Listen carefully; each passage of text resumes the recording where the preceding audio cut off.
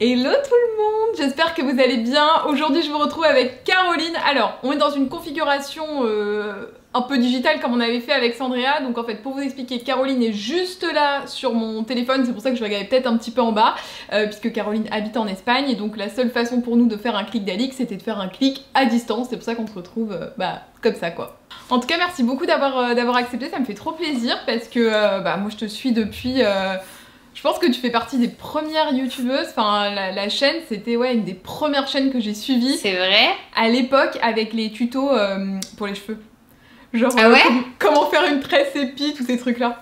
Ah ouais! Ah ouais, ça remonte hein. Ah bah je crois que c'était au début. Je savais pas du tout. Ouais c'était au tout début. Moi je suis contente qu'on fasse cette ITV parce qu'en plus j'ai vu que t'avais une sorte de petite actu là en suivant tes stories que tu déménageais. Et j'ai l'impression que j'étais dans une faille spatio-temporelle, mais t'as presque pas parlé de ça avant, si? Non, en fait, début de l'année, j'avais parlé du fait qu'on visitait des maisons. Et ensuite, on s'est assez vite positionné sur une maison. Et comme je le disais dans mes stories, c'est super compliqué. On l'a trouvée début février, cette maison. Mais à un moment c'était oui, ensuite c'était non, elle était plus à la vente, finalement elle était à la vente, donc tu vois il y a eu les montagnes russes, donc je me suis dit je vais pas en parler, j'en parlerai quand c'est fini, quand c'est fait. Et en fait là je dois faire mes cartons, je dois quitter ma maison maintenant et je me voyais pas encore continuer à ne rien dire alors qu'en fait là dans 2 semaines on dit ciao à notre maison et on revient plus jamais ici quoi à Valencia, donc ça va faire un gros changement. Donc c'est toujours en Espagne? C'est toujours en Espagne, ouais. Et là, vous étiez propriétaire déjà de cette maison? Ouais. Donc vous rachetez une autre maison et celle-ci, vous la gardez ou vous la revendez? Alors on va la louer et c'est dingue parce que c'est une abonnée qui m'avait contactée complètement par hasard au mois de mars ou avril, je crois, en me demandant si mon appartement à Valencia, j'allais le louer. Parce qu'on avait aussi un appartement à Valencia qu'on avait pris dès qu'on a emménagé ici, qu'on avait tout retapé et tout. Et en discutant avec elle, je me rends compte qu'elle va mettre ses enfants à l'école où moi je mets mes enfants, qu'elle cherche une maison dans la ville où moi vraiment j'habite. Et donc je vais louer ma maison à une abonnée à partir de début août. C'est fou. C'est trop fou. Donc en fait, vous avez un peu investi quand même dans le locatif en Espagne parce que dès qu'on est arrivé, on n'a pas voulu louer. On est arrivé vraiment avec toutes nos valises et tout. Et on s'est dit, on va acheter. C'était il y a de ça 5-6 ans maintenant. Ça coûtait rien du tout. Ouais. Donc on a acheté notre premier appartement. Et de là, mon chéri, il adore l'immobilier. C'est un truc qui l'intéresse beaucoup. Et moi aussi, ça me passionne de rénover, de faire à chaque fois des acquisitions, de les retaper, de les remettre à neuf. C'est vraiment quelque chose qui me plaît. Ouais, c'est cool parce que même aussi ça laisse quelque chose à vos enfants pour plus tard. Enfin, c'est ça. C'est ça. Moi, l'idée, c'est vraiment de les garder. C'est pas tu les achètes et après tu les revends. Dans la majorité des cas, si c'est possible, j'adore le fait de pouvoir le garder, le louer et... Mais là, la prochaine maison, par contre, on y reste. Ah oui, genre c'est la maison de la fin, quoi. Vous allez dire bonjour. Là, c'est la maison de la fin, ouais, je pense. Ok. Ouais. Et t'as toujours voulu t'expatrier, enfin, jamais vivre en France à temps plein, en fait? Non, en fait, dès que j'ai commencé à faire des voyages et à avoir cette vie un peu d'expat, ça m'a tout de suite plu. Et c'est vrai que je me voyais pas... vivre en France sur le long terme. Par contre, on revient très très souvent, tous les 2-3 mois. On a besoin d'être proche de la famille, on a besoin de pouvoir rentrer pour un week-end si on veut, des amis. Mais par contre, on aime le fait d'être un peu tout seul à l'autre bout du monde, quoi. Et c'était beaucoup pour tes jobs aussi, non, que t'étais partie? Quand tu voyageais, c'était aussi pour des stages? C'était pour mes stages. C'était pour mes stages, ouais. T'as fait quoi comme job et comme stage avant d'être à plein temps sur les réseaux? Community manager. En fait, ça a commencé au Canada quand j'ai travaillé dans une agence web et j'étais community manager. Ensuite, quand je suis rentrée en France après ce stage, l'entreprise a décidé de me garder. Donc, je continuais à travailler pour eux sur les réseaux à distance. Ensuite, je suis allée travailler en Australie et j'étais aussi community manager. Ensuite, j'ai gardé les entreprises pour lesquelles je travaillais en Australie à distance. Donc, j'avais le Canada et l'Australie pour lesquelles je travaillais en France, toujours à mon compte. Et quand j'ai terminé mes études, c'était vraiment le moment où ça commençait à monter sur YouTube. Et donc, du coup, je me suis concentrée à ma chaîne à fond, tout en travaillant pour ma boîte au Canada et en Australie. Et c'était quel genre de boîte? Alors, au Canada, c'était une agence web qui créait des sites. Et en Australie, il y en avait plusieurs, en fait. Il y avait une agence de compléments alimentaires à base de spiruline. Il y avait une agence de produits cosmétiques bio. J'avais plusieurs clients en fait. Je travaillais avec un patron qui avait un grand portefeuille de clients et qui m'envoyait chaque jour dans une entreprise différente. Du coup, c'était super varié. C'est cool que tu aies eu une expérience aussi pro, tu vois, avant, je pense, de te lancer sur les réseaux. Enfin, dis-moi ce que t'en penses, mais c'est vrai qu'aujourd'hui, il y a une génération de youtubeurs qui arrivent, qui sont directement propulsés sur la plateforme et qui ont peut-être pas nécessairement eu le temps d'appréhender le monde du travail et un travail un petit peu plus conventionnel. Peut-être que ça t'a donné une rigueur ou certains codes. Enfin, qu'est-ce que tu en retires de cette expérience-là ? Bah, peut-être, moi, ça m'a appris à travailler sur Internet. C'est sûr que quand j'ai démarré, j'ai eu une approche un peu plus marketing de par mes études et de par mon travail avant par rapport à ma chaîne. J'ai tout de suite voulu mettre en place les codes que j'avais mis en place pour mes clients. Après, Internet, ça évolue vraiment très très vite. Il faut se tenir à la page. Et il y a un mois encore, j'apprenais à faire du Facebook Ads pour la première fois parce qu'à l'époque où moi j'avais étudié les réseaux sociaux, ça n'existait pas. Et donc, il faut toujours se tenir à la page. Mais c'est vrai que ça m'a servi. Après, travailler vraiment dans une entreprise, aller dans un bureau, ça m'est jamais arrivé à part au Canada pendant mon stage. Sinon, j'étais toujours à mon compte. Côté entreprise, j'ai pas vraiment vécu le fait d'avoir des collègues, d'avoir... Ça me manque peut-être un peu. J'aurais bien aimé vivre ça, enfin, avoir l'occasion de le vivre. Ça aurait été chouette, je pense.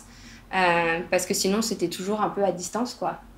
Mais tu sais, j'ai l'impression qu'il y a de plus en plus de créateurs de contenu qui prennent des bureaux pour être avec d'autres gens, finalement qui s'éloignent un peu de leur chambre. Au début on se dit c'est trop cool quand on est créateur de contenu parce que finalement on peut bosser de chez soi, et au final je pense qu'à un moment donné ça peut être un peu oppressant que ton lieu de travail soit aussi ton lieu de vie. Et je pense par exemple à Margot You Make Fashion qui va bosser avec d'autres gens dans des coworking, ou alors tous les youtubeurs genre de la Redbox, tu vois, qui se sont créés des collectifs, ou Maison Grise avec Pierre Cross. Est-ce que toi c'est quelque chose qui pourrait t'intéresser de faire ça, tu vois, d'avoir des bureaux et d'aller travailler au bureau tous les jours?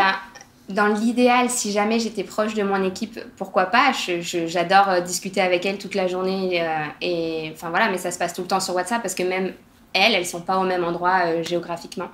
Et personnellement, moi, c'est pas un truc qui me pèse de travailler à la maison. J'arrive à m'organiser et je vois vraiment juste le bon côté des choses. Et si je veux sortir voir des amis, enfin, si je veux avoir une vie sociale, je vais voir mes amis. J'ai pas besoin d'aller dans un bureau vraiment pour me dire, trouver une raison de me lever le matin parce que j'ai mes collègues, c'est juste qu'elles sont sur WhatsApp, quoi. À distance, quoi. C'est quoi le déclencheur qui a fait que t'as laissé tomber ton taf en tant que freelance sur toute la communication pour d'autres entreprises pour te lancer vraiment à 100% pour toi? J'ai fait un burn-out à un moment donné où vraiment, tellement ça me prenait du temps YouTube, le temps que je prenais à travailler pour mes clients, j'arrivais pas à le valoriser autant, donc du coup j'essayais de faire plus vite, et puis vraiment j'avais envie d'investir ce temps-là juste sur ma chaîne, et au bout d'un moment je me disais mais j'arrive pas à tout gérer, j'arrive pas à tout faire. Et j'ai vraiment pété les plombs. Et c'est un moment où je me suis aussi éloignée des réseaux sociaux pendant 10 jours. Je suis partie avec mon chéri aux Seychelles et j'ai tout coupé. J'avais vraiment besoin de faire un break des réseaux. Et après ça, j'ai démissionné de mes autres entreprises et j'ai pu me concentrer qu'à ce qui me plaisait à moi. Mais c'était un risque au départ parce que c'était vraiment, encore une fois, au tout début, de ma chaîne. Il y avait des gens qui en vivaient quand tu t'es lancée. Enfin, t'avais des exemples en France de gens qui avaient... Non. En tout cas, moi, je les connaissais pas personnellement, les youtubeurs qui étaient là avant moi, mais de ce qu'ils disaient, c'était toujours, oui, ça fait un peu d'argent de poche, mais tout le monde avait un travail à côté, quoi. Parce que là, à ce moment-là, qu'est-ce qu'ils payent? C'est quoi? C'est juste les... Enfin, c'est juste les vues YouTube. Il n'y avait pas encore beaucoup de partenariats. Ouais, les vues YouTube, c'est ça, c'est que ça payait pas beaucoup. Ça faisait comme on disait un argent de poche, quoi. C'était pas mal et tout, mais c'est quand les partenariats sont arrivés que là j'ai pu me libérer de mes autres obligations pour les autres entreprises, justement. Et donc alors, c'est quelques années, c'est 2 ans après que j'ai commencé YouTube, je pense, 2-3 ans. Alors comment tu faisais dans ce laps de temps? C'est les 2-3 ans qui ont justement, permis que tu... J'ai attendu que les partenariats arrivent sur YouTube pour avoir une sécurité financière, pour pouvoir me dire, j'arrête, quoi. Et alors, je dis peut-être une énorme bêtise, mais j'ai pas réussi à retrouver où, mais j'avais cru lire que quand tu avais lancé ta chaîne avec Safia, c'est parce que vous aviez fait une sorte de mémoire sur l'influence, ou il n'y a pas une histoire comme ça? T'as une bonne mémoire. Je me souviens avoir regardé une sorte de FAQ, mais il y a des années. Et là quand j'ai recherché pour l'interview, j'arrivais pas à remettre la main sur cette vidéo, vous aviez parlé de ça. C'est ça. Il y avait une histoire comme ça qui te donnait quand même les clés dès le début, parce que tu avais vraiment étudié en fait tout le marché avant de te lancer. Alors, en fait, en marketing, en cours de marketing, on a eu un devoir à rendre sur le swap.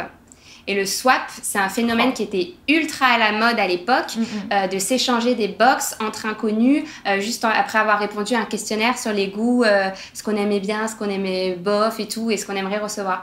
Et donc, pour ce questionnaire-là, je m'étais dit, bon, bah, je vais questionner des gens, quoi, je vais interviewer des gens, et j'avais envoyé mon questionnaire à tout le monde, et j'avais vraiment eu très, très peu de réponses.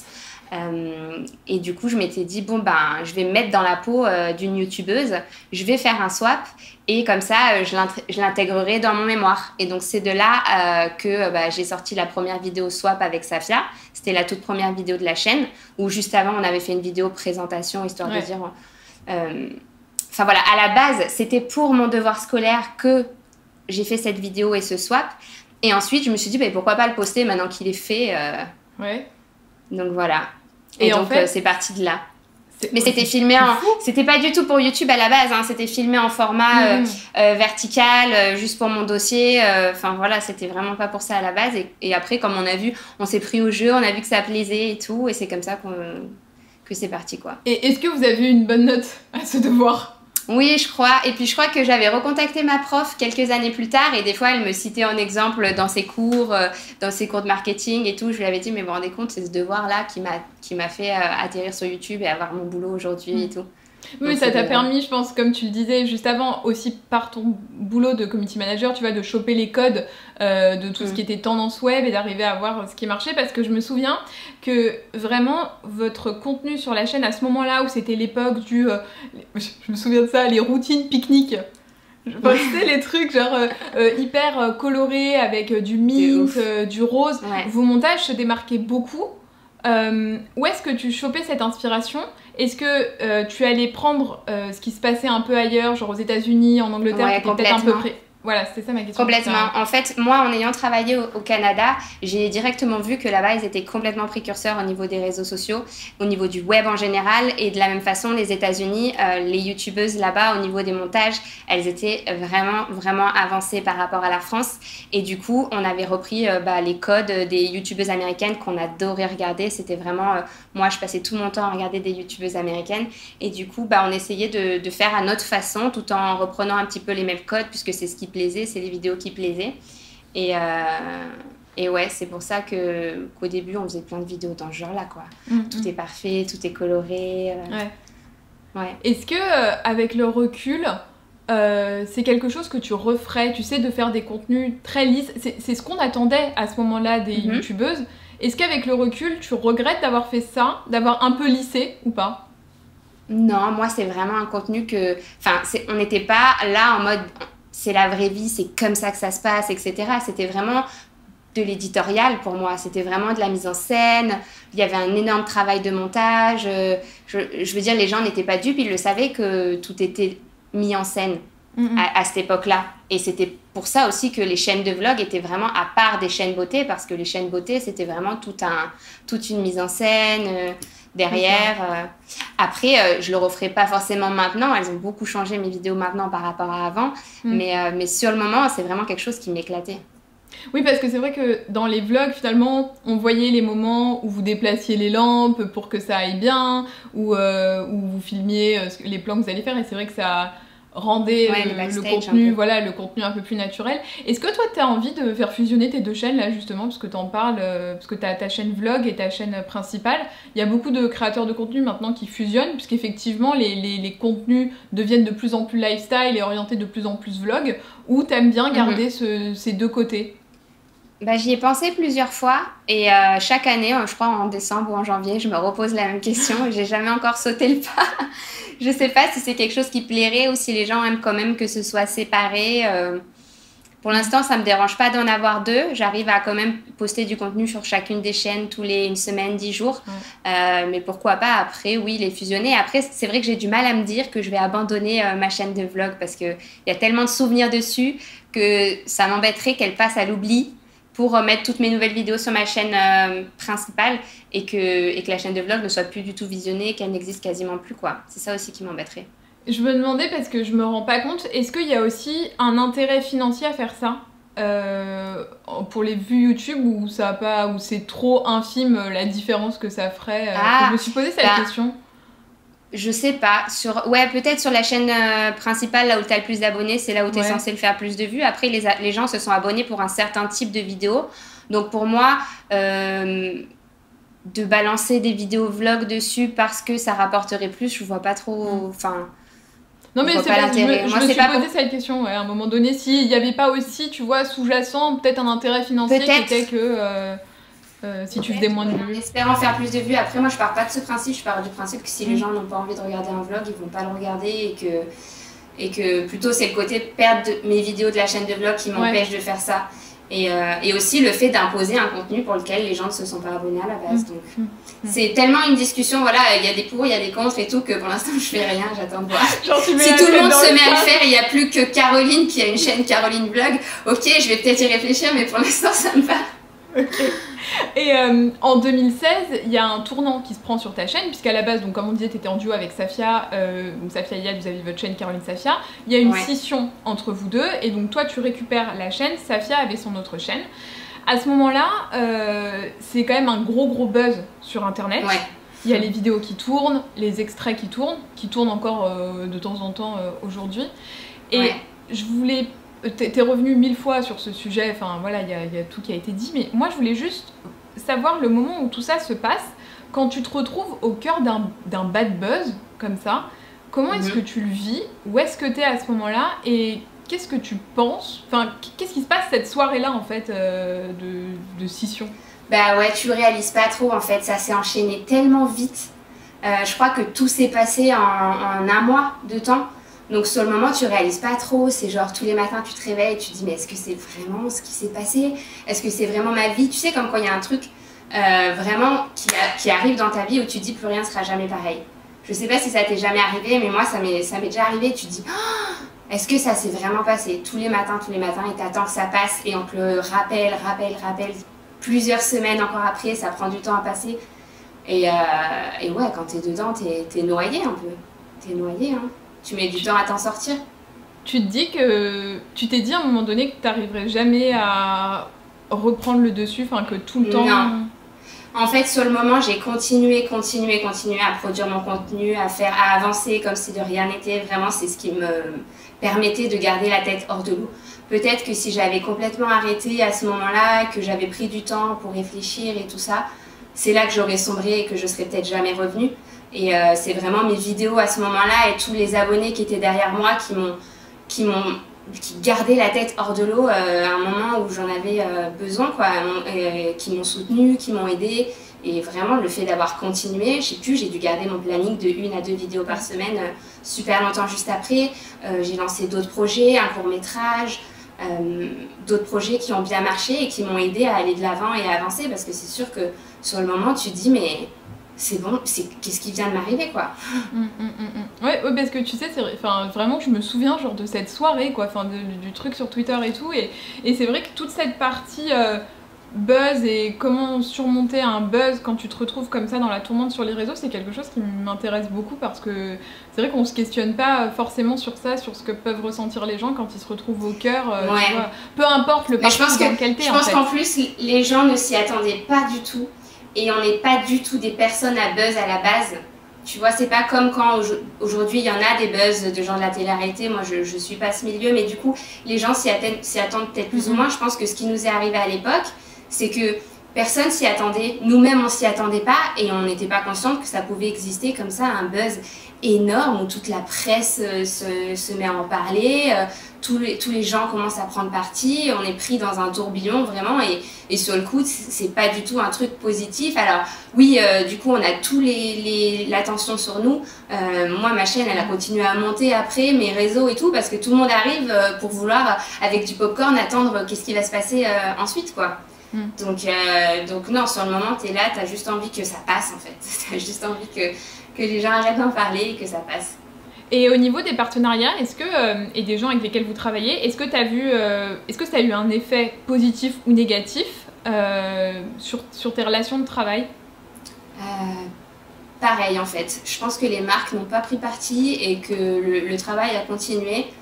Parce que c'était pas un buzz non plus où vraiment ça donnait une mauvaise image. Je veux dire, c'est pas un truc de ouf qui s'est passé, c'est juste deux amis qui sont plus amis. C'est pas un, tu vois, c'est pas un buzz où les gens vont prendre parti, un truc sociétaire et tout, pas du tout. Donc je pense que on est humain, ça peut arriver à tout le monde et les marques n'ont pas du tout pris parti et les contrats ont continué de la même façon qu'avant, quoi. Oui, parce qu'en fait, je pense que c'était la première fois qu'il se passait quelque chose comme ça et que, comme c'était le début de la grande époque de YouTube, c'est vrai que ça avait un peu chamboulé. Aujourd'hui, comment tu définirais ton contenu? Comment tu le définirais? Ce que tu fais sur les réseaux? Ben, lifestyle, c'est un mot assez facile à dire et qui veut un peu tout et rien dire. J'adore partager non seulement de la beauté, parce que c'est toujours un sujet qui m'intéresse, donc je suis pas forcément make-up, mais les soins, les coiffures, les cheveux, voilà, tout ça, c'est des sujets qui m'intéressent. Mais j'aime bien aussi partager le sport, j'aime bien partager ma vie de maman, j'aime bien partager un petit peu ma vie d'entrepreneur, et encore, j'ai l'impression que c'est vraiment the tendance en ce moment, et je vais pas forcément là-dedans, mais moi ce qui m'intéresse c'est voilà, la vie au quotidien, la déco, les rénovations, ça c'est vraiment un truc que j'adore. Et donc très varié en fait, basé sur tout ce qui m'intéresse dans la vie en ce moment, quoi. Est-ce que la nouvelle vague de youtubeurs dont on parlait au début de l'interview, ça a eu un impact sur ta création de contenu? Genre de remise en question, ou est-ce que tu as toujours continué à faire toi dans ta lignée et au feeling, quoi? Ouais, bah moi je dirais que j'ai plutôt continué dans ma lignée parce que j'ai jamais trop suivi les youtubeurs en France, pour tout te dire. Je suis des américaines qui sont mamans, voilà, des gens qui ont la même vie que moi. Donc c'est vrai que la nouvelle vague de youtubeurs correspond pas forcément à ma vie et du coup au contenu que je regarde. Je regarde beaucoup de vlogs et des vidéos de réno. Et donc vu que je regarde pas trop le contenu... Mais par contre, de temps en temps, quand je regarde, c'est vrai que ça n'a rien à voir. Des fois, par curiosité, je vais voir et je me dis « Ah ouais, c'est ça YouTube maintenant, tu vois ». Mais tu te dis ça en mode positif ou genre je m'identifie pas, quoi? Ben, je m'identifie pas parce que enfin voilà, je me trouve entre guillemets trop vieille pour apprécier ce genre de vidéos. Mais par contre, la qualité du montage, c'est juste un truc de malade. Ouais. Je trouve ça incroyable. Ouais. La qualité du montage, tout le script, tout ce qui est derrière, même au niveau du tournage, toutes les transitions, les machins, je trouve ça incroyable. Est-ce que le fait d'être sur un autre continent, ça joue pour toi sur les contrats, les OP, etc. Je me pose cette question aussi par rapport à Sandrea. C'est de ne pas être en France, encore moins à Paris. Est-ce que tu penses que ça bloque certaines marques? Non, ça n'a jamais été le cas en tout cas. Parce que voilà, dès qu'il y a des événements vraiment à prévoir en France ou à Paris, je me déplace. Après, moi, j'ai jamais été, même quand j'habitais à Lyon, du genre à aller à toutes les soirées presse, les événements. C'est pas quelque chose qui m'attirait, donc non, j'ai toujours fait mon petit truc de mon côté. Et si jamais vraiment il y a un déplacement à prévoir, bah, je le fais. Et je pense pas que ça ait été un frein pour les marques. En tout cas, je travaille toujours avec les mêmes marques que quand j'étais en France, et il y en a qui me contactent. Au départ, elles savent même pas que je suis forcément en Espagne. Et c'est quand tu donnes ton adresse qu'on dit « Ah, ce n'est pas une adresse française !» Et tout à l'heure, tu disais... Et encore, ça reste facile. Une fois, on m'a envoyé un colis en Thaïlande. Ah mais oui, parce que quand t'étais là-bas, il fallait bien t'envoyer les trucs aussi. Ah non, pas à ce moment-là. Même il y a un an, là, quand j'étais en vacances en Thaïlande pendant un mois. Et... Ocean's Apart m'avait envoyé un colis jusqu'au fin fond de la Phuket. Eh bah faut bien faire des squats, même à Phuket. Hein. Et tout à l'heure tu parlais de toute ton équipe en France. Donc il y a l'équipe Avidista dont on parlera un peu après. Mais est-ce que sur l'influence, t'as des gens qui travaillent pour toi? Est-ce que t'es en agence? Est-ce que t'es indé? T'as des assistants? T'es un monteur? Enfin, qui bosse avec toi sur l'influence? Alors, je suis pas en agence, j'ai jamais été en agence, j'ai toujours été complètement indépendante et jamais en exclu nulle part. Il y a ma sœur Laura qui bosse avec moi, qui est mon agent, qui gère toutes les collabs avec les agences. Il y a Elodie, qui est ma meilleure amie qui travaille sur Paris et qui elle aussi a ce rôle d'agent. Qui elle va plutôt faire du démarchage parce que souvent j'ai des projets et je veux travailler avec des marques, et donc cette fois-ci c'est moi qui les contacte, et j'aime bien cet aspect-là aussi de moi-même aller chercher les marques avec qui j'ai envie de travailler et pas juste recevoir des propositions et choisir. Je trouve que c'est encore plus valorisant d'arriver avec un projet, une envie et voilà, une histoire à raconter. Donc Elodie, elle travaille avec moi là-dessus. Et j'ai Sania qui travaille avec moi ici en Espagne, à Valencia, et qui fait mes photos, mes vidéos, mes montages. Et Et voilà, et donc, pour Beauté Active en tout cas. Et donc toi, tu t'occupes là-dedans de superviser tout ça et d'être sur Ivy Lista, c'est ça? Oui, et avec Laura aussi à Ivy Lista. Et alors attends, parce que ça m'intéresse ce que tu as dit tout à l'heure par rapport à Elodie, quand tu vas démarcher des marques avec un projet, c'est par exemple, tu as prévu de rénover un appart, tu vas voir une marque en leur disant voilà, je vais faire X vidéos, est-ce qu'on peut convenir ensemble d'une collaboration? On a besoin de tel budget pour faire ces vidéos, ça vous fait tant de posts Instagram, tant de stories, c'est comme ça que ça se passe? Exactement. Exactement, moi je sélectionne, je dis à Elodie les marques avec lesquelles j'ai envie de travailler et elle ensuite elle va les voir pour leur proposer de travailler avec moi et je trouve ça plus valorisant pour moi, pour les marques, que ce soit une démarche qui vienne de moi, un besoin que j'ai et pas forcément une marque qui arrive, ah tiens tu veux découvrir mon produit que je connais pas, que je dois tester sur plusieurs jours avant de découvrir et qui s'inscrit pas vraiment dans une démarche où de toute façon j'aurais parlé du produit. Ouais, de répondre à un besoin et en ce sens aussi que la marque peut pas deviner, enfin personne peut deviner, par exemple là tu as acheté une nouvelle maison, si tu fais des contenus déco, effectivement il y a 2 mois personne pouvait deviner que tu allais avoir besoin de meubles ou de choses comme ça et donc toi tu vas voir la marque. C'est super intéressant en fait de faire dans ce sens-là, c'est vrai qu'il y a assez peu de créateurs de contenu qui en parlent, je pense qu'il y en a pas mal qui le font mais qui le disent pas forcément. Je sais pas, peut-être, ouais, peut-être. Et pourtant, moi, je trouve que c'est encore mieux, tu vois, d'arriver avec un projet et d'arriver avec un besoin que tu viens combler plutôt qu'on te propose un produit que tu n'aurais pas forcément acheté autrement, tu vois. Ouais, je suis d'accord avec toi. Au niveau d'Ivy Lista, donc il y a ta sœur, Laura. Mais alors attends, parce que Laura, elle a tout quitté pour s'occuper de toi, enfin pour bosser avec toi, quoi. Ouais. Dès qu'elle a terminé ses études, en fait, c'était au moment où je me retrouvais toute seule et où j'avais besoin de quelqu'un pour être avec moi et m'aider à gérer. Donc ça s'est tombé pile poil au bon moment dès que je suis tombée enceinte en fait. Dès que je suis tombée enceinte et que du coup j'étais beaucoup moins dispo pour mes mails et tout ça. Donc elle a pris la relève de ce côté-là. Parce que donc Ivy Lista c'est ta boutique de prêt-à-porter. Donc ça fait quoi? Ça fait combien de temps? 5 ans que vous l'avez lancé? Un peu moins peut-être 4 ans 3 ans et demi. 3 ans et demi. Ça fait partie des premiers projets entrepreneurial qui a été lancé par une youtubeuse. Enfin, un gros projet, tu vois, solo, j'ai l'impression, il me semble, que tu fais partie des premières, des précurseurs. Quel était ton objectif quand tu as lancé cette boutique?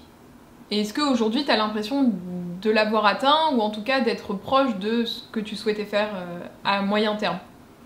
De proposer des collections avec des pièces abordables qui se renouvellent souvent, de moi-même les porter, voilà, c'était vraiment un rêve depuis, je crois, même avant de commencer YouTube, de pouvoir avoir une boutique en ligne. J'ai travaillé beaucoup dans une boutique quand j'étais étudiante à Nice, une boutique de maillots de bain, et je trouvais ça fascinant, le milieu comme ça de la vente, du textile, les fournisseurs, etc. Et je m'étais dit, ce serait cool un jour d'avoir ma propre boutique, quoi. Vraiment, j'adorais ma patronne, je la regardais faire et je me disais, waouh, j'aimerais bien moi aussi un jour. Et donc, voilà, de créer ce site en ligne avec des vêtements, gérer les collections, préparer des histoires autour des shootings, choisir des pièces qui vont bien ensemble. C'est vraiment quelque chose qui m'éclate et Laura avait très envie de se lancer dans l'entrepreneuriat aussi quand elle a quitté ses études. Donc pareil, c'est tombé au bon moment. Et il y a combien de personnes qui bossent chez Ivy Lista en tout? 3. Oui, donc ça fait quand même pas mal de monde à gérer entre Beauté Active, tes réseaux sociaux et Ivy Lista, t'as quand même une bonne petite équipe à manager, quoi. 3 en comprenant moi et Laura. Donc il y a une personne qui s'occupe d'envoyer les commandes, mais sinon tout ce qui est tout le reste c'est Laura et moi qui prenons en charge encore. Ok. Et comment ça se passe du début de la collection à je reçois dans ma boîte aux lettres? C'est où est-ce que vous trouvez les vêtements? Comment ça arrive en France? Comment c'est envoyé? Enfin, qui s'occupe de tout ça? On s'occupe de tout ça en France. Les collections, c'est moi qui les crée 6 mois à l'avance, voire un peu plus. J'ai des fournisseurs ici à Valencia que je vais voir. D'ailleurs, lundi, j'ai un autre rendez-vous. Je vais les voir plusieurs fois par saison, 2 fois par saison. Et ils me présentent leurs nouveautés. Je fais une sélection d'articles en fonction des prix, en fonction des matières, en fonction de ce qui va être à la mode et tout. Donc, j'essaie d'être un peu au fait des tendances qui vont arriver. Et ensuite, Laura passe la commande avec... Laura passe la commande et ensuite on réceptionne les articles On réceptionne les articles en France, tout notre stock est en France, dans nos bureaux. Je fais les shootings, maintenant que je suis plus enceinte et que je peux les refaire. Ouais. Je fais les shootings, les photos, et puis ensuite, une personne s'équipe d'expédier toutes les commandes. Ok. C'est vrai que c'est toi qui es sur le site. Je me souviens qu'il y a eu des shootings avec des abonnés aussi, où vous aviez shooté. C'était super sympa d'ailleurs, ces vlogs que j'avais trouvé quand vous aviez fait intervenir des abonnés. Mais t'es beaucoup mise en avant toi aussi sur tes réseaux sociaux, sur Ivy Lista. Je me demandais comment est-ce que tu gères d'être tout le temps, tu sais, physiquement présente. Est-ce que tu ressens pas une pression, toi, tu vois, de toujours avoir un physique au top, tu vois, une sorte de pression sur ton physique parce que c'est aussi, mine de rien, ton outil de travail, entre guillemets, tu vois? Non, pas forcément. Non. Je l'ai eu peut-être après mes grossesses à me dire quand est-ce que je pourrais refaire les shootings moi-même, parce que quand j'étais enceinte, du coup, c'est les moments où on a pris des abonnés pour réaliser les shoots. Et donc à me dire est-ce que là en décembre je pourrais le refaire moi, ou est-ce que du coup je serais trop fatiguée ou j'aurais pas perdu tous mes kilos de grossesse. Mais non, globalement, c'est pas quelque chose qui me pose problème. Hein.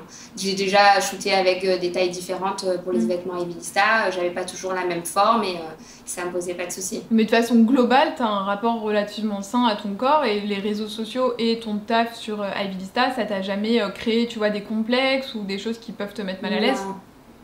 Non, pas du tout. Et alors, tu parlais de tes enfants parce que tu as eu 2 grossesses. Qu'est-ce que ça a changé dans ta vie, dans ta façon de voir la vie, le jour où tu es devenue maman? Qu'est-ce qui a fait...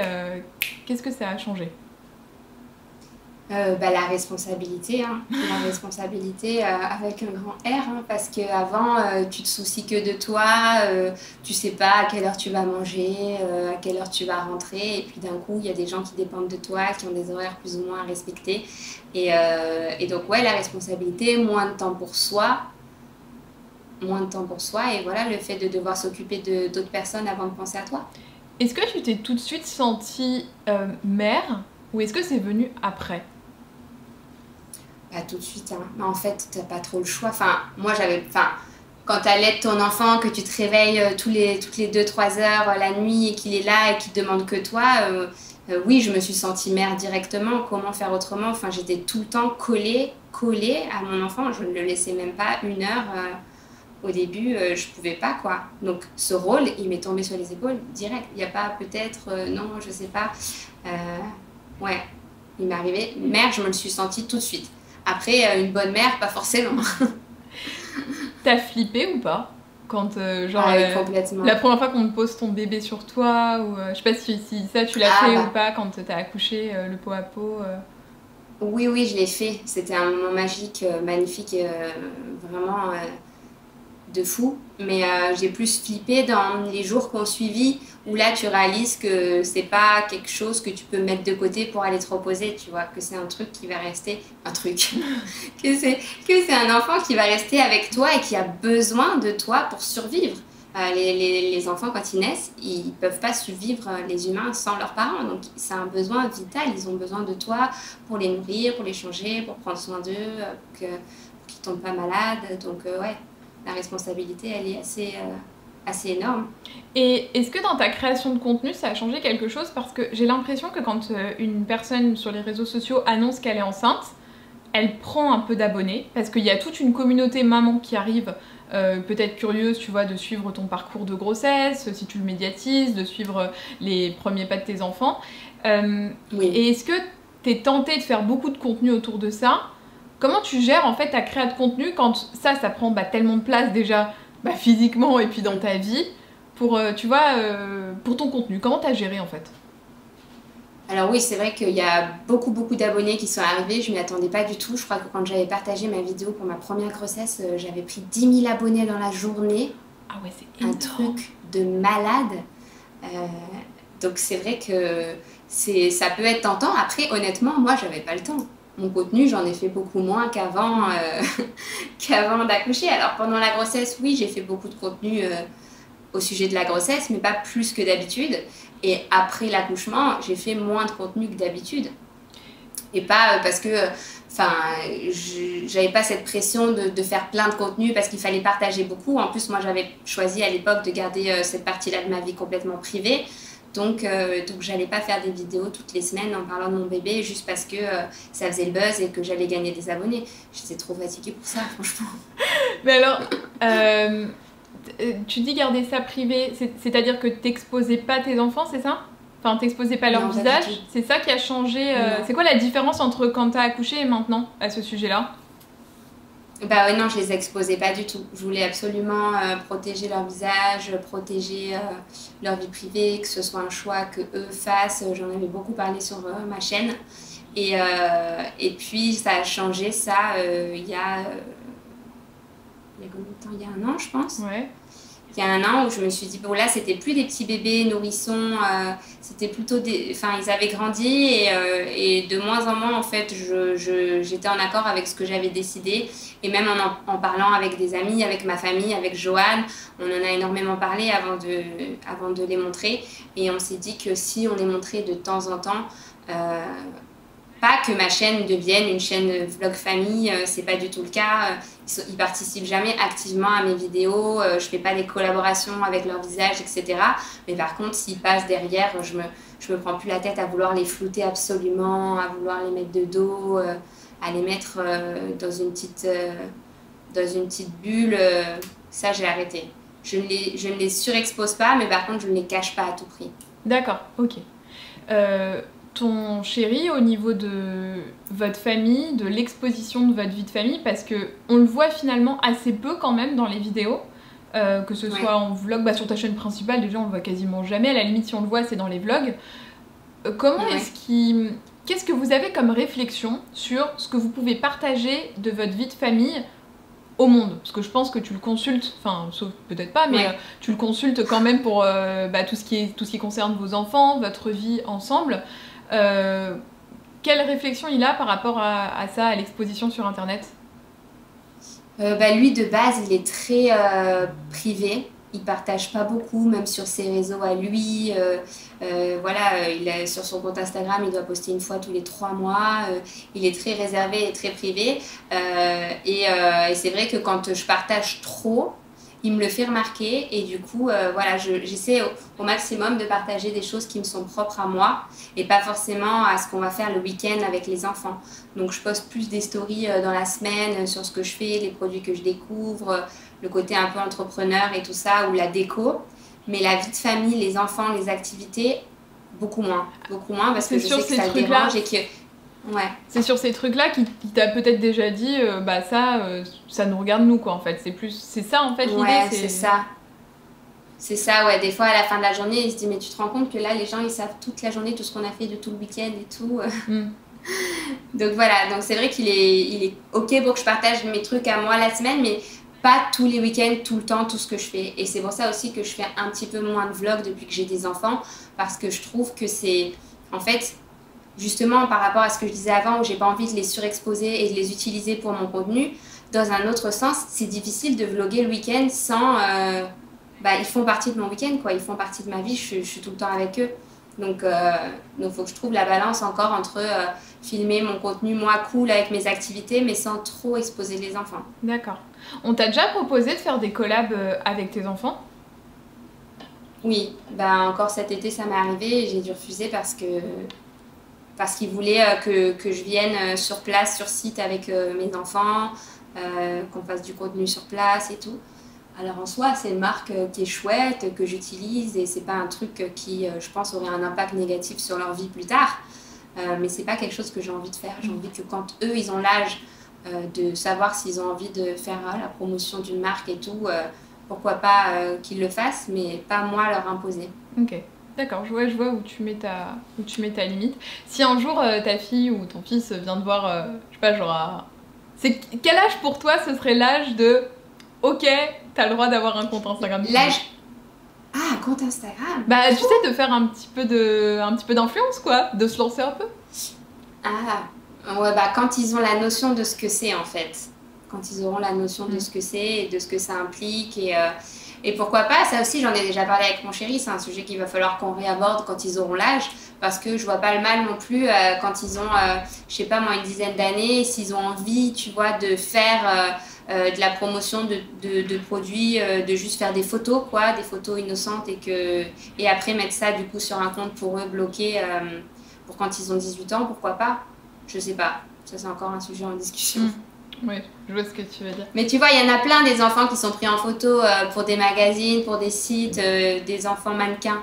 Après, moi, je considère qu'il faut qu'ils aient l'âge de vouloir travailler, de savoir que ça représente un travail et de savoir où va leur image, ce que c'est qu'une pub. Donc, quand ils seront assez grands pour comprendre ça, quoi. Mais à ce sujet-là, est-ce qu'ils sont dans l'âge où tu leur expliques ce qu'est ton métier ou pas? Oui, bah, le grand, il dit « Maman, elle fait des vidéos et des photos. » C'est ça, tu lui dis ça? Tu lui dis que tu fais des vidéos et des photos? Enfin, de toute façon, il te voit avec ton appareil photo, avec... c'est ça, il me voit avec mes photos, il me voit faire mes vidéos. Donc oui, il sait que je fais des vidéos sur Internet à 3 ans et demi. Mais je sais pas s'il comprend encore qu'il y a des gens qui les regardent. Ouais. Et j'avais une dernière question, c'était par rapport à ton chéri, parce que bah, depuis le début de ta chaîne, t'es en couple avec Johan, je crois. Ouais. Vous vous êtes rencontrés comment? En CE1. Ah, vous êtes ensemble depuis si longtemps que ça? Non. Ah, donc je me disais, bah, peut-être une love story, le premier amour, quoi, tu vois. Non, on s'est rencontrés en CE1 et puis après, il y a eu des périodes où on s'est un peu tourné autour, des périodes où on est sortis ensemble en seconde, je crois, un petit mois. Mais sinon, après, on n'avait plus cette relation de meilleure amie pendant toutes nos années d'études. Et on a toujours gardé ce contact, même si on n'était pas dans le même lycée, on a toujours gardé un contact voilà, sur Facebook ou à s'écrire des messages, à aller se voir en vacances, aller l'un chez l'autre et tout. Et on s'est mis ensemble il y a 9 ans. 9 ans. Et donc en fait, vous avez toujours été relativement proches dans la vie l'un de l'autre, quoi. Bah ouais, bah moi c'était mon meilleur ami quoi, quand j'ai grandi, quand j'étais étudiante, c'était vraiment le seul ami garçon où vraiment on se prenait des nouvelles souvent, on s'organisait des trucs. Mais alors attends, comment ça se fait qu'à un moment donné, c'est passé de meilleur ami à Johan mon mec? Comment est-il sorti de la friendzone?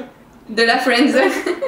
Parce que moi j'étais en relation sérieuse pendant longtemps, pendant 5 ans, j'étais en relation. Donc du coup, on était amis à ce moment-là. Okay. Et après, moi, je me suis séparée. Et à ce moment-là, c'est là qu'il est sorti de la friendzone. Il est sorti comme ça. Et ça fait 9 ans, ouais. Et bah c'est bien ma petite dame, je trouve ça trop mignon. Bon écoute, ça m'a fait trop plaisir qu'on puisse faire cette petite interview, même si c'était à distance, franchement c'était trop avec cool. Plaisir. Et bah écoute, de toute façon... Ah attends, j'avais oublié dans la vidéo de Sandria, je me suis fait tirer les oreilles en commentaire. Il y a une tradition dans le Clic d'Alix, c'est que tu te dises, enfin que tu me donnes un créateur de contenu que tu aimerais bien voir, bon bah soit du coup en visio, soit sur mon canapé quand c'est possible en France. Un créateur que tu aimerais bien voir en interview. Bah Caroline. Dire Caroline. Ah oui. Dire Carotte. D'ailleurs, vous allez refaire une saison 3 de... Bah, ce soir à 21 h, on sort un petit épisode là sur Instagram. Mais on le mettra dans la barre d'infos puisque ce sera sorti 2 jours avant, parce que normalement cette vidéo va sortir ce dimanche. Donc ok. Voilà. Bon bah écoute, je mets les réseaux sociaux de Caroline juste là, les miens juste ici. Tout ce dont on a parlé, c'est dans la barre d'infos. Vous pouvez tout retrouver. Et puis bah comme d'hab, vous me dites ce que vous avez pensé de l'interview. Nous, on lit tous vos petits commentaires. On vous fait des très gros bisous. On vous retrouve très vite. Bisous. Ciao. Ciao.